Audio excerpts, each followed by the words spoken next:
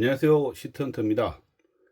오늘은 많은 분들이 헷갈려 하거나 어렵기도 하지만 물생활에서 가장 중요한 물잡이에 대해서 이야기하고자 합니다. 물잡이를 안 하고 바로 본개체를 넣으면 우리가 사료를 주게 되고, 물고기들은 그걸 먹고 똥이나 또는 사료 찌꺼기가 발생이 됩니다. 그러면 똥이나 사료 찌꺼기들은 물속에서 부패하게 되고, 결과물로 이런 암모니아가 생기게 됩니다.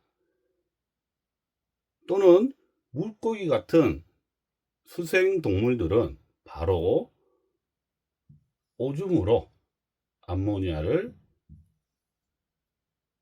물속으로 배출합니다. 따라서 물고기를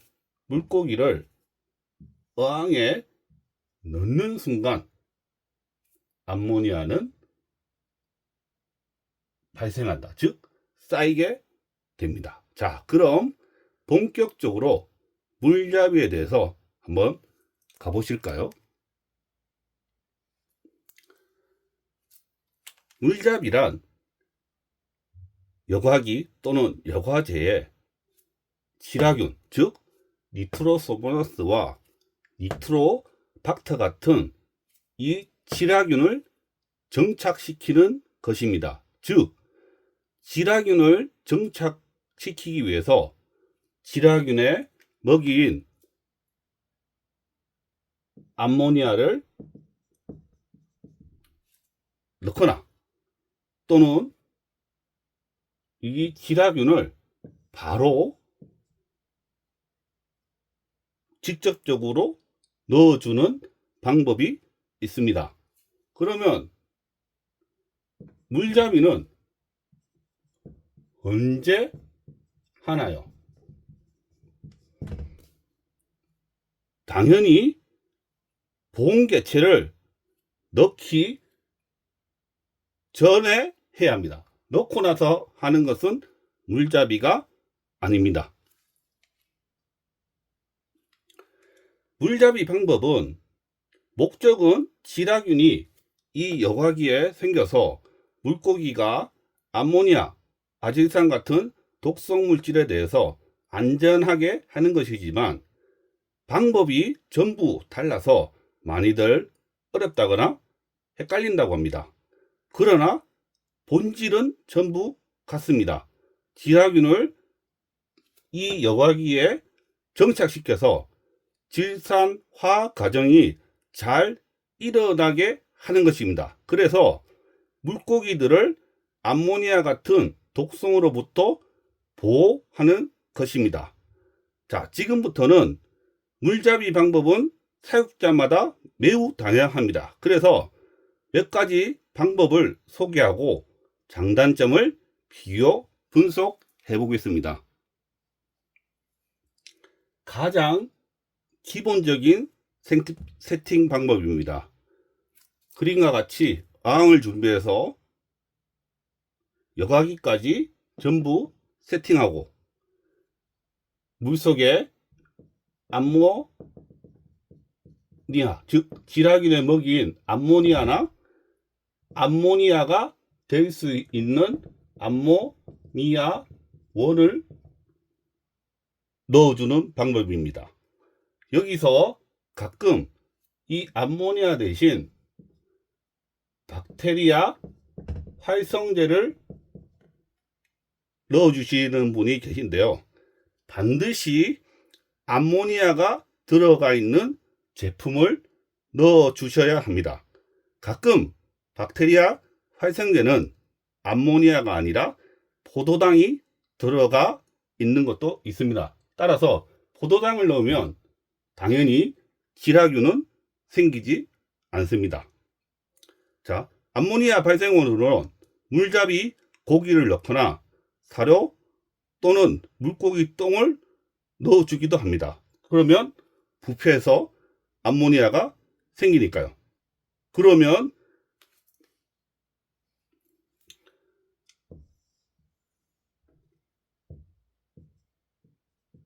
농도고요. 시간입니다.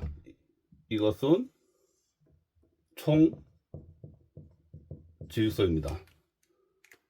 자, 이렇게 되면 암모니아가 생기고 그 먹이로 하는 니트로소모나스가 생기고 아질산이 생기고 니트로박터가 생기고 질산염이 최종적으로 쌓이게 됩니다.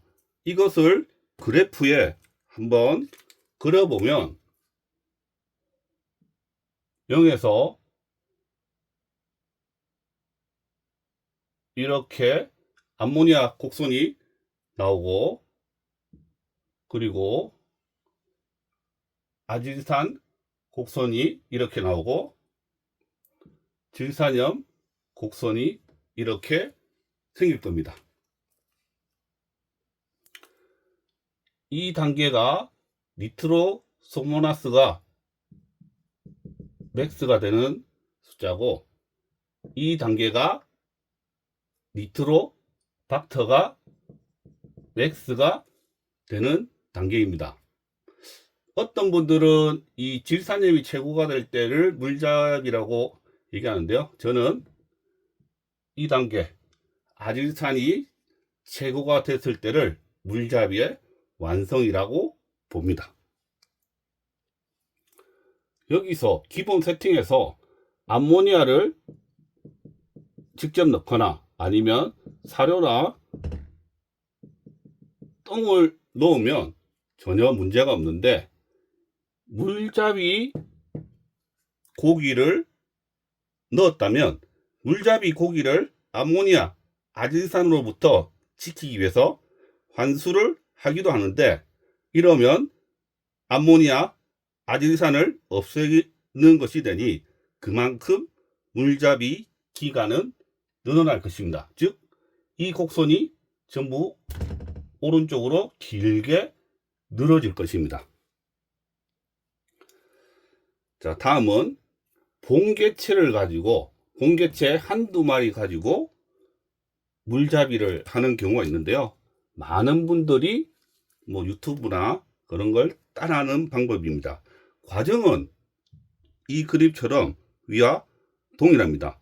암모니아가 생기고 니트로소모나스 생기고 아질산이 생기고 니트로박터가 생기고 질산염이 최종적으로 쌓이게 됩니다.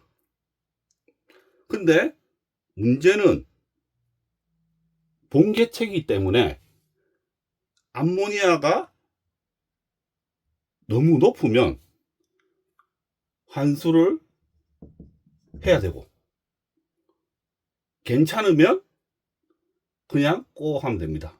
가만두면 됩니다. 그리고 마찬가지로 아질산이 높으면 또 환수를 해야 되고 낮으면 그냥 놔둬도 됩니다. 단점은 한두 마리가 덩치가 큰 금어라면, 즉 바이오로드가 너무 크다면 매일 봉개체를 살리기 위해서 환수를 할 수도 있습니다. 그럼 그만큼 물잡이는 길어지고 그리고 환수를 잘 못한다거나 아니면 아예 안 해버리면 이 봉개체는 암모니아나 아질산 때문에 죽을 수도 있다는 단점이 있습니다. 즉 잘하면 상관없는데 정말 그러면 안 되지만 잘못한다면 정말 손발이 고생하는 방법일 수도 있습니다. 왜? 환수를 맨날 해야 되니까요. 따라서 여기서 핵심은 내가 아무리 금어를 키우려고 해도 봉개체인 금어를 넣는 게 아니라 물잡이 고기로 구피 같은 작은 바이오로드가 작은 개체를 넣어서 질산화 과정을 완성시키는 걸 저는 개인적으로 추천합니다. 그래서 저는 바이오로드가 큰 금어 같은 물고기는 이런 본개체로 물잡이하는 방법은 추천하지 않습니다. 그러나 이 방법도 장점은 물론 있습니다. 왜? 본개체를 하기 때문에 물잡이가 잘 되었는지 별도로 확인할 필요는 없기 때문입니다. 다음은 지라균 또는 스펀지 국물을 이용하는 방법입니다. 지라균과 스펀지 똥물을 넣는다는 것은 이미 어항, 즉 여과기에 니트로소모나스와 니트로박터 같은 지라균을 바로 넣는 것이기 때문에 핵심은 질산화 과정이 일어나느냐를 확인하는 것입니다. 위의 방법과의 차이점은 위 방법은 암모니아가 생기고 그리고 니트로소모나스가 생기고 아질산이 생기고 니트로박터가 생기고 질산염이 생기지만 이 방법은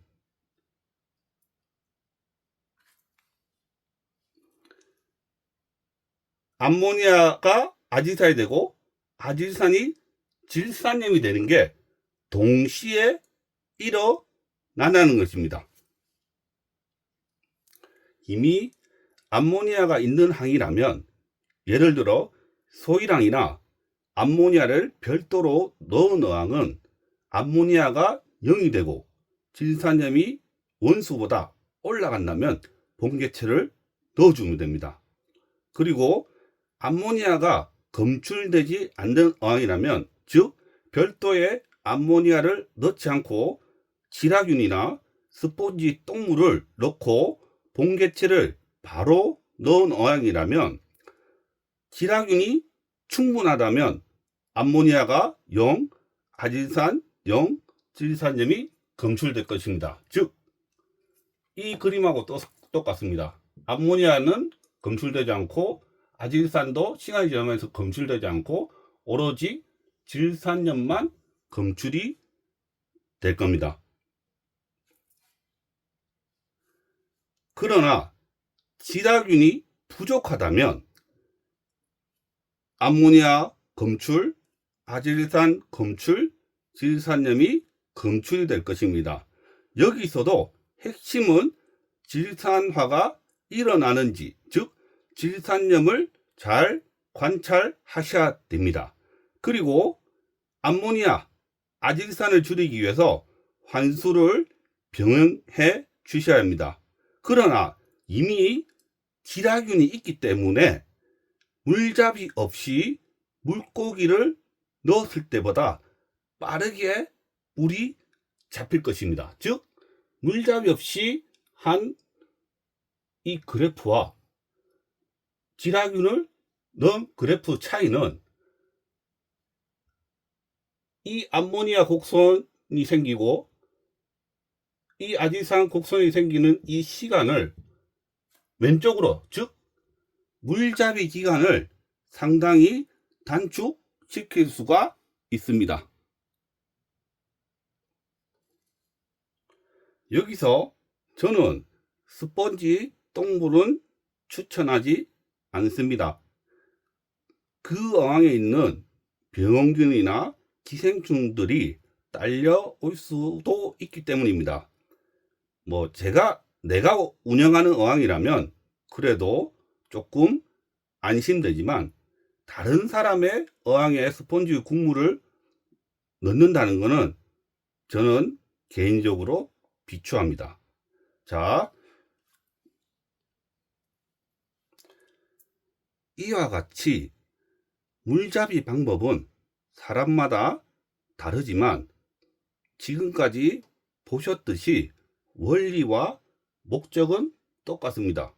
다시 말하지만 원리는 여과제에 지라균이 충분히 정착시키는 거고 목적은 그렇게 함으로써 암모니아나 아질산으로부터 안전하게 물고기를 지키는 것입니다.